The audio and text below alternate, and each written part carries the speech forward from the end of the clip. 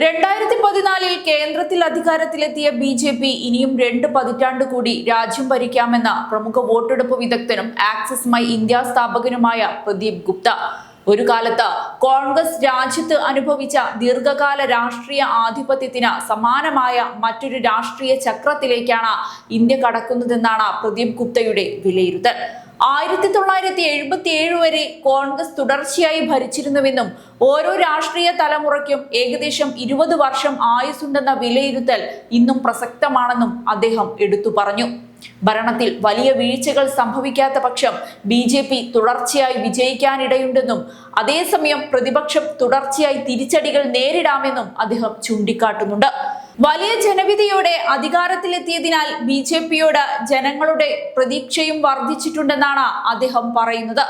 അതേസമയം കോൺഗ്രസ് തിരിച്ചുവരവിന് ഇനിയും സമയം വേണ്ടിവരുമെന്നും പ്രദീപ് ഗുപ്ത അഭിപ്രായപ്പെടുന്നുണ്ട്. 2029 ആകുമ്പോഴേക്കും കോൺഗ്രസ് അധികാരത്തിൽ നിന്ന് പുറത്തായിട്ട് 15 വർഷമാകുമെന്നും ജനങ്ങളുടെ പൂർണ്ണ വിശ്വാസം വീണ്ടെടുക്കാൻ കുറഞ്ഞത് 5 വർഷമെങ്കിലും കൂടി വേണ്ടിവരുമെന്നുമാണ് അദ്ദേഹത്തിന്റെ വിലയിരുത്തൽ.